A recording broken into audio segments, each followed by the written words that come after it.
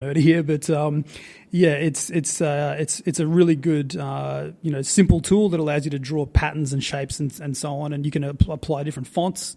And what I've noticed myself doing now is I'll take that image in Illustrator and I'll print it, and then I'll draw over the top of it to get that hand feel, because people are kind of getting sick of vector, clean, sharp lines, and so they want to see something that is handmade. And other times I'll go straight to the pen and paper and just scan that in, and then that goes on a shirt. But yeah, Photoshop's the other one. So Photoshop's a pixel-based program where you apply photos and those sort of things. But between Illustrator and Photoshop, they're my go-to programs. But what I'm looking forward to, and I believe Google's working on this now, is if you have a room in your house, you can basically carry a wand into it and just swipe like a kind of like a lightsaber, and then that swipe becomes a line, and then you can push that line down here and then build a chair, or then pushed it back up, and then it's all 3D. You can spin it, walk through it. You can click another button and then erase it. And an amazing video I saw just this week was 3 of us sitting in a room, right? And then we've designed a car. So the car, we're in a virtual world. The vehicle that we've designed is sitting in between us, and with the stroke of a hand is a spherical eraser. And as I swipe across the car, it cavitates the car, so I can see into the engine block. I can see the cylinders.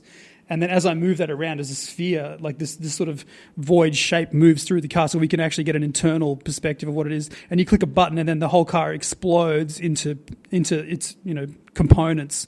So you can see where that washer goes in here, and you can say to the guy, "Oh, that thread's a bit too long. We're going to save weight. We don't need extra 2mm thread on there. Let's wipe that off."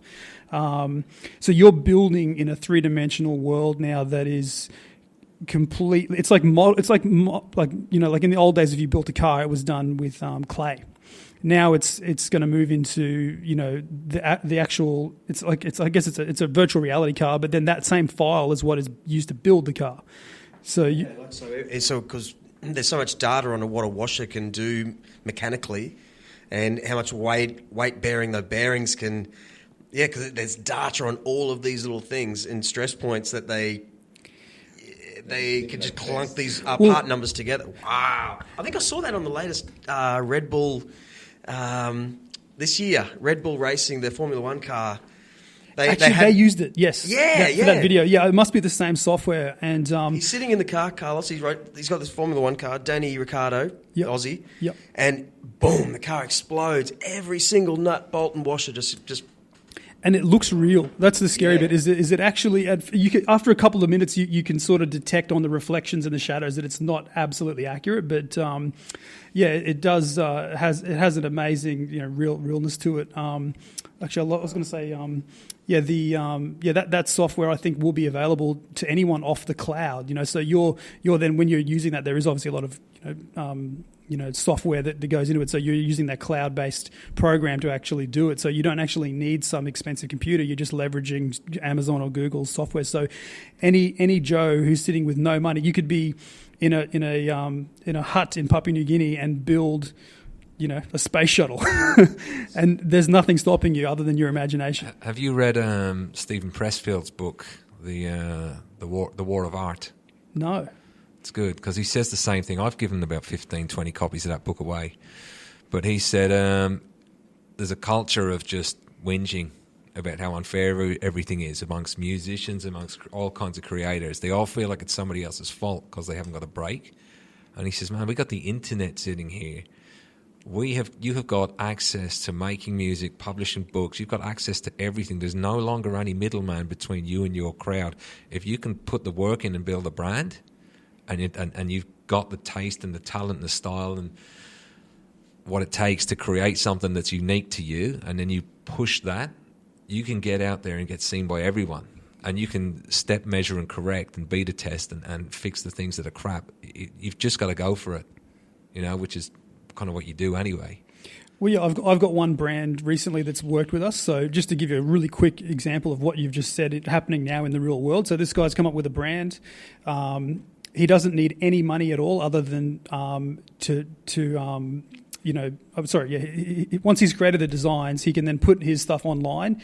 When someone buys it, we actually draw from our US supply chain or our Aussie one, depending on where the orders come from. So we don't even carry stock. We just grab a blank T-shirt, we print that design on it, and it goes to that person in Arizona or in Perth, and it's fed from whichever fulfillment house does it. So they've needed no capital. All they've done is build a website on our platform or their platform, put it out to their Instagram or Facebook followers, and depending on where that product is bought, that's the only time they have. So we charge obviously to make it, but then they have had to spend no money. They're just limited by their imagination, and it's happening now. And if you've got an idea, I mean, the same is true in many other fields, but in apparel, it's happening, and people are quitting their jobs and running their brand from their bedroom.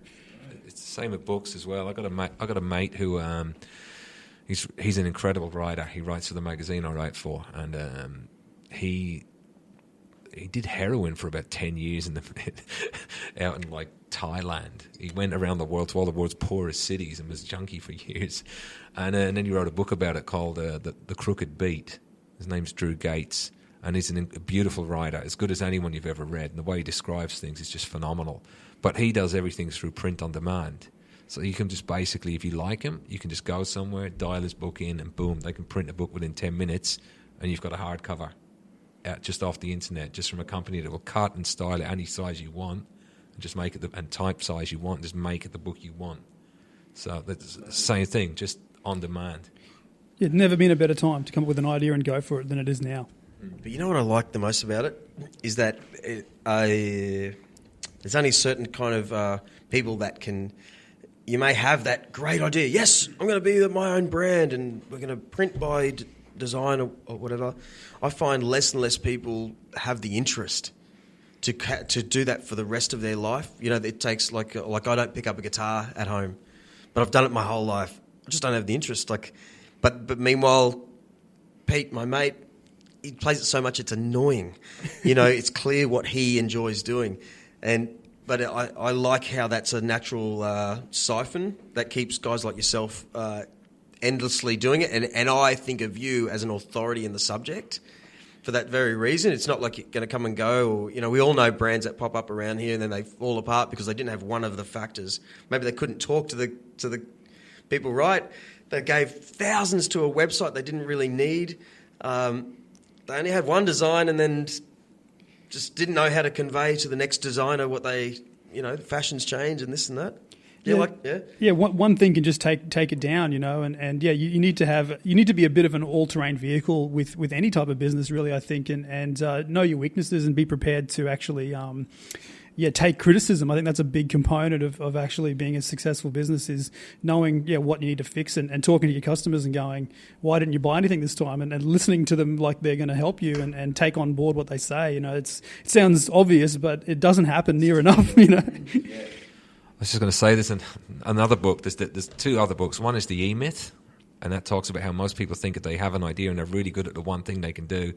They can make a success of themselves. But what the entrepreneurial myth is that basically people who try and run their own businesses and they're only used to running themselves, they try and, like you said earlier on, be in charge of everything. And there's certain things they're not good at. And then when crisis hits and they really need to be productive, they revert back to the one thing that they started with that they know they're really good.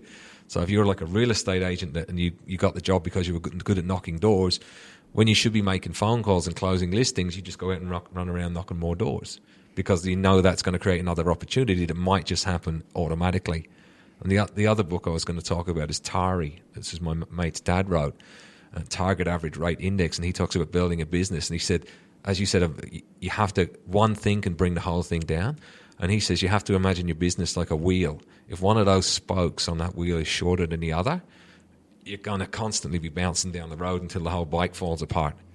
You got to have it. You got to make sure everything's the same length and growing at the same rate in the right directions. Definitely a good point. What's new? All right, we'll put it there, mate. All right. Well, come on. I know you. We can't talk about something you're about to launch, and I'm really excited. And I actually bought one online just yesterday. I don't know if you saw that, but yeah. I just want to ask Paul, where it all started. You've got a lot of skills there that suggest you maybe started in the print industry or whatever. Like, what's been your path from the beginning just to get to where you are now? Yeah, well, I think I just wanted to do what I enjoyed doing, and I think everyone's born with certain skills. Like, there's not one person I know that's not good and better than the average person at something. So if you build your world around that, and then at the same time acknowledge what other skills you need to benefit that, then you can build a pathway to something that you want to do, and hopefully have fun along the way. So I've always been, like, as a kid, was motocross and BMX were my two fun sports, and then I'd always loved drawing. So for me, creating a brand was the obvious collaboration of those two fun things.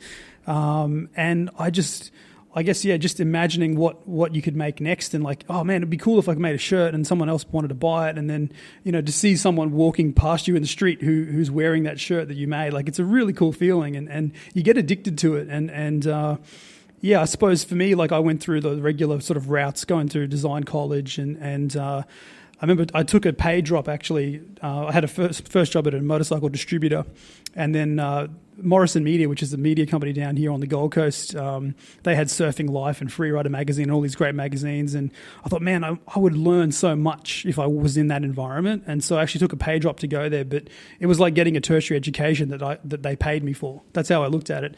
And the guy sitting next to me, to this day, I think he was the best graphic designer I've ever seen, and I just learn from him, and he knew I respected his, I was asking him questions, probably annoyed the hell out of him, but I learned so much of his approach to design, and I think what's his name? His name was Al Mitchell, and he probably has no idea I didn't say that. There's one for you, Al. Yeah, he would sit next to me designing slam skateboarding, and I would be designing freerider, and he probably didn't know I looked up to him as much as I did because I was kind of shy, but at the same time I was like in awe of his ability. And that's in your early 20s. That's what you want to be around. You want to be around people that you think you could never be as good at, and if you can learn a couple of things off them, you're going to just, flourish. And people want to help, and I always help. People ask me for help. I'm always, because I remember I was that kid, and I think be prepared to ask people that you want to, follow in their footsteps, and it's amazing how often they will help you.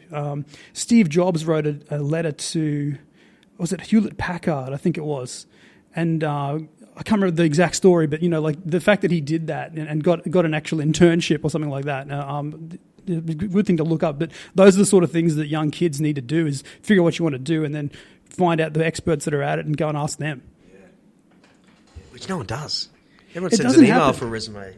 Yeah, you got to smell the person and go, yeah, I like your kid. Come on, yeah, what? Yeah, we'll create something. You'll walk away from here. I'll say no, and they go, there was something about that dude. He was so keen. Well, yeah, I mean, there's a guy called. He's the head of Hublot, which is one of the most amazing watch companies in the world, and he offered to work for free for the first year, and now he's like the most successful watch aficionado in the world. And if I had someone come to me and say, hey, I'll work for free for half a year. Yeah, I probably would say, look, I'll pay you. But for them to come in and offer that would be completely out of the ordinary. And I'd be like, shit, this guy's going somewhere. Yeah. Let's bring him in. Maybe, we'll pay him something. But I don't get that. I still to this day don't get that. And I mean, you can't physically work for free forever. I understand that. But you don't see enough of it around, and it'd be good if there was more of that. Yep. I was going to ask you, I think before we finish, I think you answered it. Is there any... the last time I spoke to you, you had a sticker machine over there and you were about to go fix it, I think. You're working with a watch business and... do you have a workshop or do you not need that now? Look, I have a bit of a mad scientist sort of... oh, no. I might roll a brand new... What was that? Yeah. The Fall Guy. Oh, really? Theme to the Fall Guy. I'm so old, you guys don't even know. Damn. Okay. We have like just a workshop, mate. Just throw some spanners around and sketch up some ideas and things like that. So yeah, that's sort of where I go to come up with new ideas and whatnot. And it's knowing who's in your circle too. And I think one benefit of Facebook and Instagram is if you do have an idea, like if we do a photo shoot, like we can quickly get all the props and we can build a sort of community of people that want to help work on a new thing, and that's been really helpful. And a lot of my mates have helped me kind of investigate a new area to go down and.